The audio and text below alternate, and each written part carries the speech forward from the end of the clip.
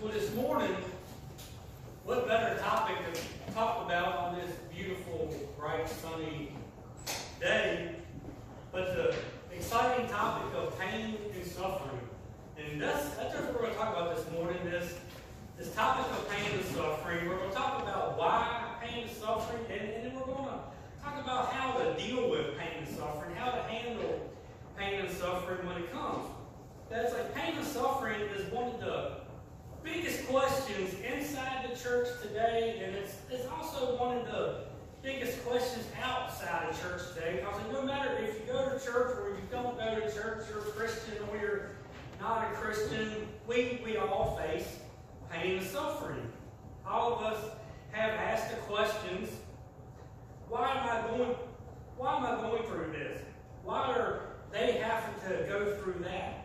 Why cancer? Why did that have to happen? Why did that have to happen to that man? That man was so nice and sweet. Why did that have to happen to that lady? That lady was so sweet and pretty. Why this? Why that? There are so many questions when it comes to pain and suffering. There are just so many questions. Back in 2010, that's when I was diagnosed with Crohn's disease. That's like I went through multiple surgeries. I was out of work for several months. It's like you can bet that I too was asking a lot of these same questions. I was asking a lot of why questions.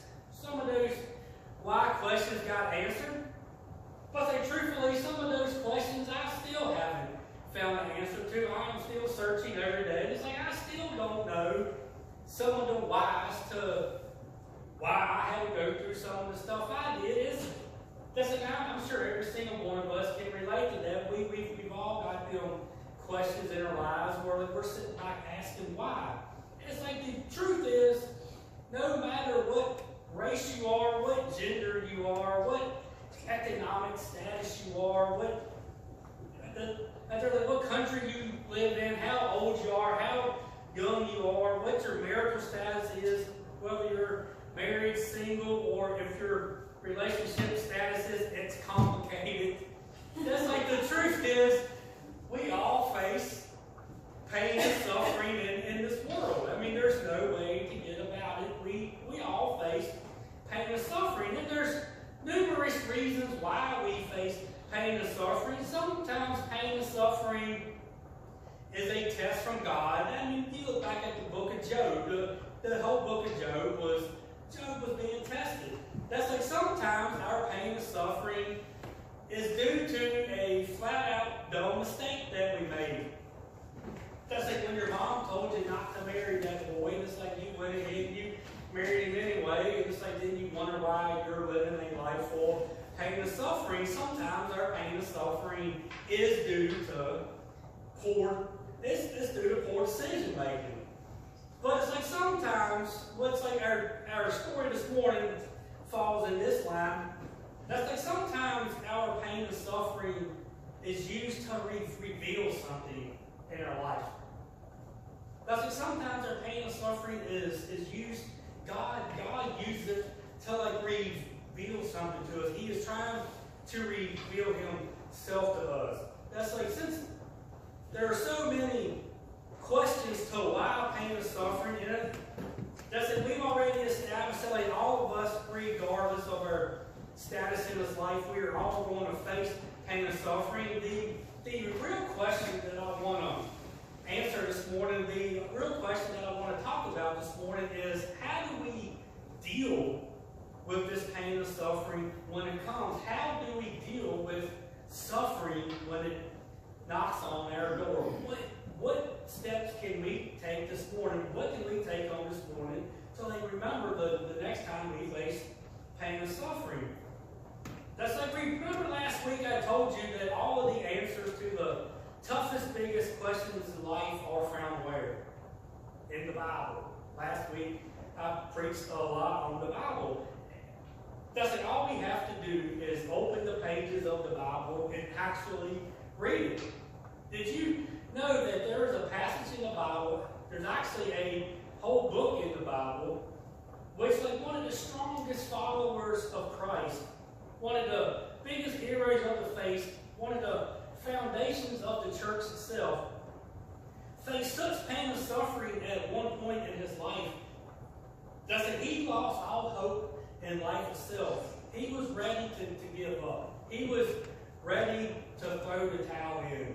So turn with me to the book of 2 Corinthians. And so we're going to be looking at the first chapter. 2 Corinthians chapter 1. We're going to be reading verses 8 through 11 this morning. 2 Corinthians chapter 1, verses 8 through 11.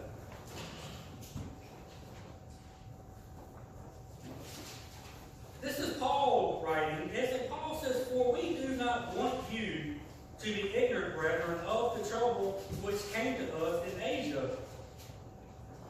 Thus we were burdened beyond measure, above strength, so that we despaired even of life. Yes, we had the sentence of death in ourselves, that we should not trust in ourselves, but in the God who raises the dead, who delivered us from such a great death, and does deliver us, in whom we trusted he still will deliver us. You also helping together in prayer for us, that thanks may be given by many persons on their behalf for the gift granted to us through many." Verse 9 is going to be our key verse this morning. Yes, we had the sentence of death in ourselves, but that we should not trust in ourselves, but to trust in the God that raises the dead. We see in 2 Corinthians, Paul is writing a letter to a church that he founded in a city called Corinth. Paul wrote this letter around AD 50. Paul founded this church, and Paul preached at this church for about 18 months. And so Paul knew this church very well. Paul knew the people of this town. Paul knew the leaders of the church, this church. So Paul felt safe writing this letter to them. Paul felt safe telling this church of all the problems he went through. It's like the first verse we read, verse 8, said, "I don't want you to be ignorant of all the stuff that I went through." Basically, Paul was saying, I am wanting to share with you all of the troubles that I went through.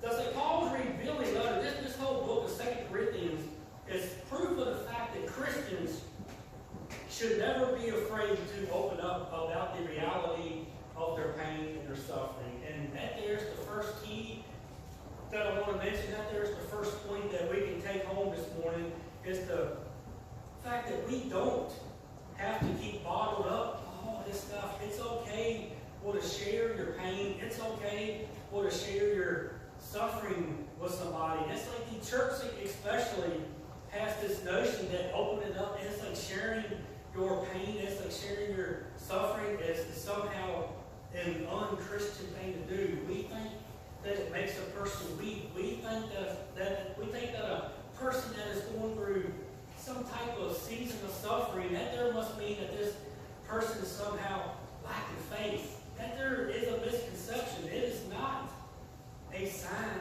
that a person is weak. That's like the truth is, you do not lack faith sharing your pain and your suffering with a friend. That's like in this letter of 2 Corinthians, Paul is extremely honest. That's about all of the problems that he was going through, all of the pains that he was going through, all of the suffering he was facing. That's like all of the evil that he's faced in his life and in his ministry. It's like the book of 2 Corinthians is actually often called the Job of the New Testament.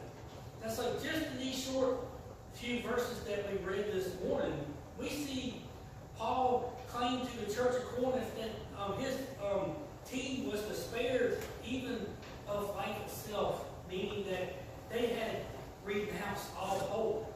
Paul says that they had the sentence of death within them, meaning that they had come to the conclusion that their pain and suffering was going to eventually lead to their death itself. Paul actually thought he was going to die. Paul thought that this was the end. Paul literally thought that his suffering, Paul thought that his pain was never going to end. He thought that it was never going to stop. Later on in chapter Paul goes on to elaborate what some of this pain is and some of this suffering was. Paul writes in chapter 6 that they had experienced afflictions, hardships. They went through calamities. They went through beatings. They went through imprisonments. They went through riots. They went through sleepless nights. How many of you have gone through sleepless nights through the pain and suffering? Paul says that they went through hunger, that they suffered dishonor. They had to deal with slander. How many times have you had a person lie on you? That's like the list in chapter 6 goes on and on and on and on. You can read this list in chapter 6.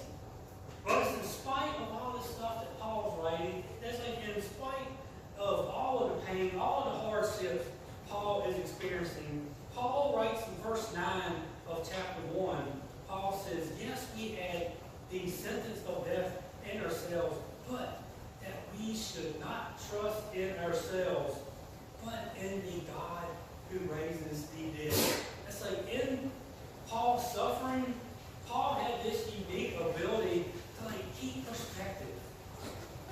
That's like that there is my second key this morning. There's my second point this morning is to keep perspective in your suffering. Try to keep the right perspective. Try to look for God in your pain. Is God trying to reveal something to you? Is God trying to reveal himself to you? Is God trying to show you his power? Paul says that even though my situation looked as though as if it was going to kill me, Paul says that I am going to trust in the God that raises the dead. And that's so important there because only God can take our dead, dying situations. Only God can take our death and it's breathe life back into it. And there's what Paul was telling the church of Corinth to trust in the God that raises the dead. Paul says that in his case, all of his pain, all of his suffering was teaching him this concept, all of this pain that Paul was, all the pain that Paul was suffering was just teaching him to trust more in God and to rely less on himself. So the next time you feel like your life is on a dead end road, it's the next time you feel that your life is hopeless, the next time you think that you're on a path to death, trust in the God that raises the dead. Trust in him and not yourself. That there is a lesson that the Apostle Paul had to learn the hard way. It's our last key this morning that I want to talk about Paul. It's Paul dealing with his pain and his suffering. Paul also had this ability.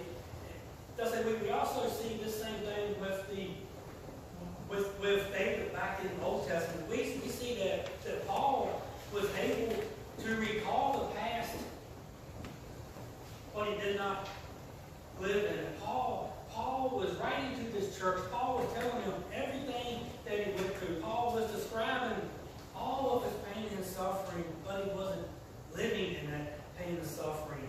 Way too many people today inside the church and outside the church are stuck in their life. That's they're stuck in their past. People seem unable to escape. So many people are stuck in their past. That's Paul was eager to recall his pain and suffering. Paul was eager to tell his church about this pain and suffering, but Paul was not stuck in his pain and suffering. Paul was not stuck in his past. Paul's only motive for recalling his past was so that his story could reach the church of Corinth. Paul wanted to teach this church what he went through. Paul wanted to share with this church what he learned through his suffering. And so that there is such an important lesson for all of us this morning. And so that lesson was to not trust in yourself so much, but to trust in the God that raised the dead. Paul used his suffering to comfort a troubled church. Paul didn't soak in his pain. Paul didn't loathe in his suffering. Paul took what he learned, and Paul helped others with that. And that's so important to remember there, because too many people, too many of us, we are all guilty of this. We are ashamed, and it's like we are embarrassed, and it's like so many of us are afraid of our scars from the past. Those scars left from pain, those scars left from suffering, those deep cuts that sometimes life can give us. So many people are afraid of those scars. But it's like people like to think that these scars somehow disqualify you from serving God. So many people think that these scars need to be hidden. But it's in reality, the exact opposite is actually true. That's like, who better person to like counsel somebody else about the pain and suffering of divorce than a person that has actually gone through the pain and suffering of a divorce? What better person to like counsel in somebody that's dealing with an addiction than a person that has actually dealt with an addiction? What better person to like reach out to a person that is incarcerated than a person that knows what they went through, a person that too has been incarcerated? So many people think that their past, so many people think that their scars disqualifies them. That's like in reality, our scars is actually what qualifies us to like pass that down to others. And that there's what this concept of recalling the past but not living in it means. That there simply means that like teaching others what you have learned through your pain and suffering, so that hopefully those people won't have to go through what you went through. Because like anybody that's ever raised children understands this concept.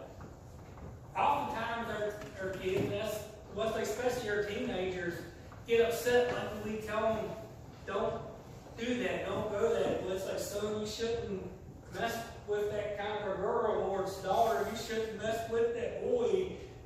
Teenagers get so mad at their parents, and it's like, I know that, I got mad at my parents, but now that I'm a parent of teenagers, I look back, and it's like, I just want to tell my kids, like, I'm only telling you this simply because your daddy made the same mistake. Your daddy is trying to tell you, don't go down that road, because I walked down that road. And say, I have scars from that road, so don't go down that road.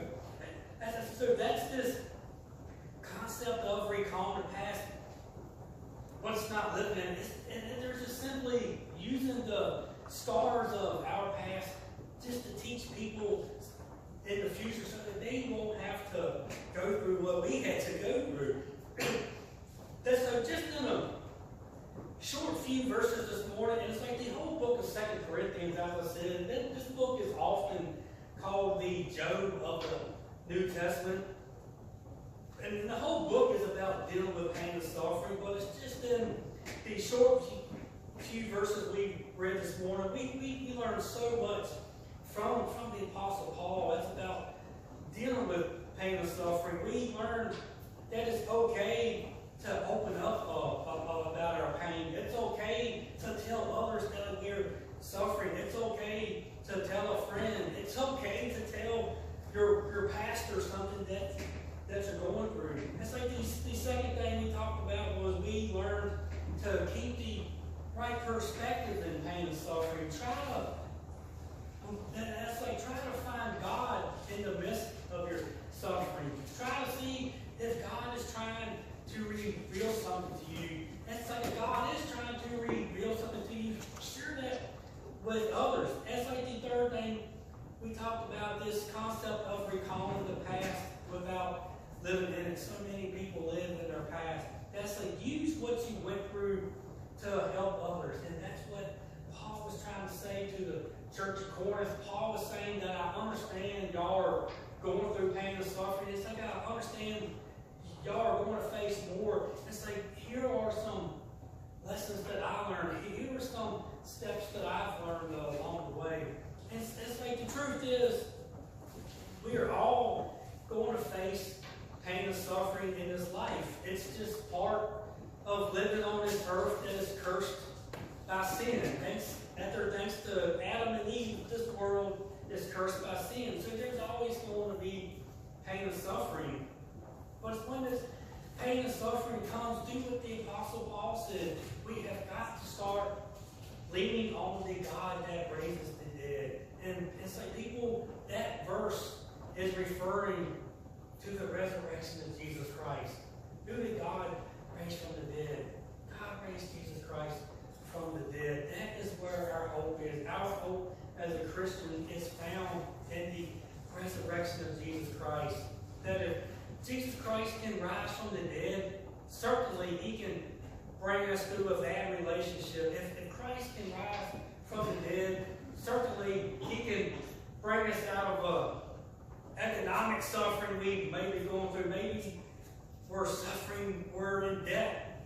Certainly, if Christ can rise from the dead, Christ can rise you up out of debt. That's like we just got to start, we got to start to believe in His power. We have got to start leaning on the God that raises Christ from the dead. We have got to start leaning on the resurrection of Christ, because like Paul also says that without the resurrection of Christ, there will be no church. We are here this morning because of the resurrection of Jesus Christ. Leaning on the God who raises the dead. That is my challenge the next time we face pain and suffering, we have got to simply lean on the God who raises the dead. Let us pray this morning.